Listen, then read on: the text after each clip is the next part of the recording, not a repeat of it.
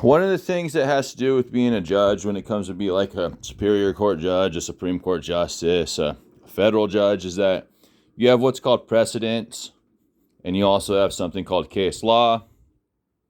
And both of those things basically have to do, well, preceding means before, something happening before the circumstance. And precedents also is something that has to do with case law. Case law has a tendency of providing a ruling of a similar case that happened before the circumstances of the case that you are currently residing over.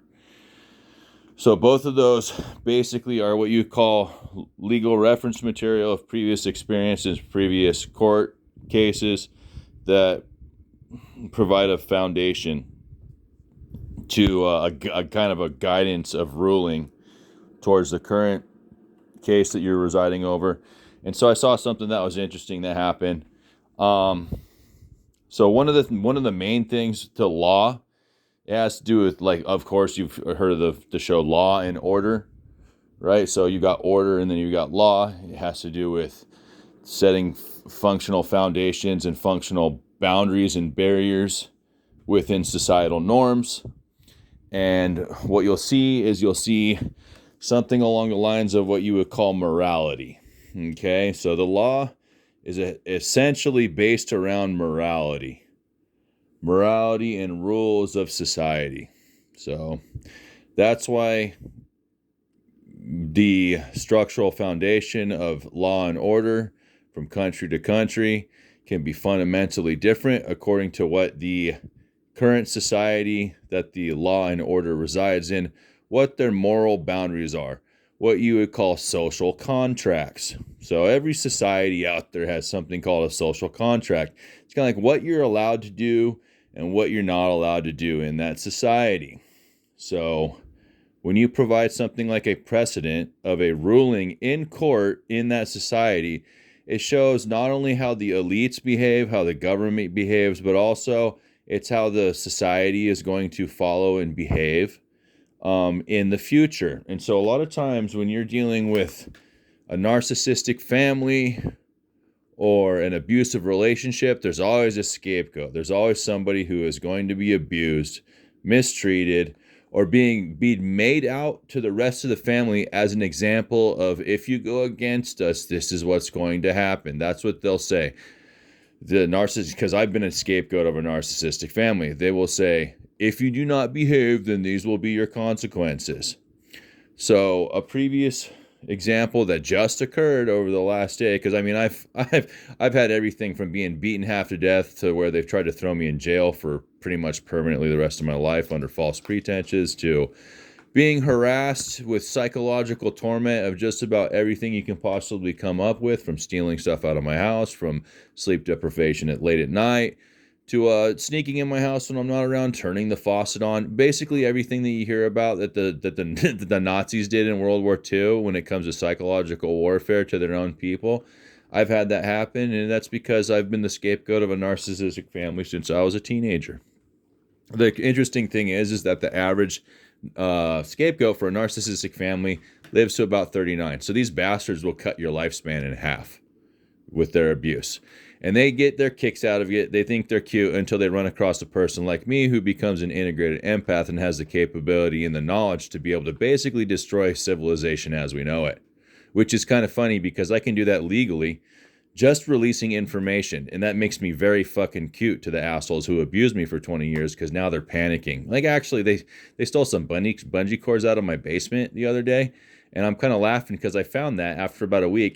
they opened up my door to my room of my basement and put the bungee cords back like they were being cute. They panicked. So these shitheads are back. They're panicking now. Now they're fucking panicking. Because they see that they made a grave mistake. It's kind of a funny way to say it because they never had expected this.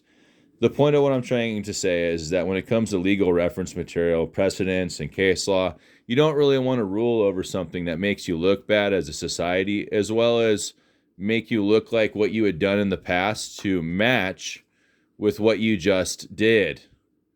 So when I tell you that you take a society where You have previous examples of where you've mistreated and abused minors and children in absolutely horrible ways. And you have narcissistic tendencies when it comes to the society. And then you take a group of teenage girls in their early 20s and put them $500 million in debt to get them out from underneath what you would consider a narcissistic CEO, receipts and proof and behavior in the past, publicly basically described and seen. So that's really what you would call not even debatable at this point, that the behavior speaks for itself. But yeah, when you're willing to take a bunch of girls that are in their early 20s who say we no longer want to be abused by this, however, you use your network of what you call news channels and such like that to defame, shame, and scapegoat a group so the rest of the industry doesn't get the same idea, saying we want out, we don't want to be abused anymore, this contract is abusive, we're being mistreated, it goes against what you would call similar to human rights. And then you scapegoat them and put them $500 million in debt. You're doing precisely what a narcissist does. You're making somebody an example so nobody else goes out and does it. Anyways, it's kind of self-explanatory and speaks for itself. It's kind of like the nails in the coffin already, metaphorically speaking, when it comes to the behavior of someone who just did this. I don't really agree with it. I think that what you're doing is you're making yourself look very bad in the way you're willing to treat young women, and also what you're willing to do in order to maintain the status quo of how you think you can abuse individuals in specific industries according to your status quo of what you've been doing for the past decades. Unfortunately, it shows how you behave and how your human rights are, well, I would say below par as far as your ability to have what you would call technological advancements. So your technological advancements far supersede your ability to understand what it means to have human rights and specific individual rights.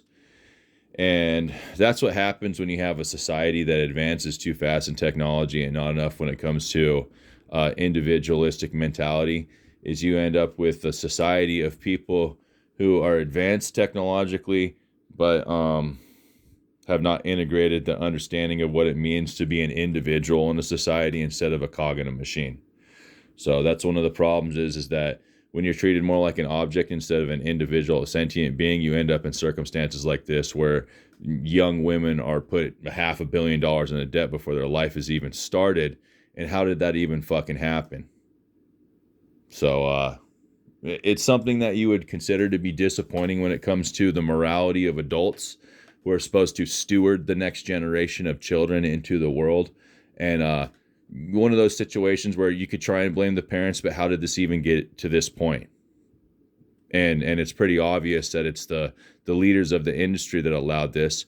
And there's other instances where like young teenagers have tried to commit suicide because they're put $500 million in debt before their debut, and other circumstances, and individuals saying like, these people need to be taught a lesson or punished or whatever. And there's tons of different anecdotes and circumstances in the way that these individuals have behaved that have showed what you would call narcissistic characteristics and traits. And so this particular circumstance basically shows precisely what narcissists do and how they abuse people. I'm not going to say exactly who it is and what it's about, but you can pretty much figure it out by what I've said and how I've described it. But yeah, all it does is corroborate evidence of previous behavior up to the day, and this is what you would call a metaphorical nail in the coffin of your behavior to show exactly what you're doing and how you behave and how little you really care about human rights and humankind. So have a nice fucking day.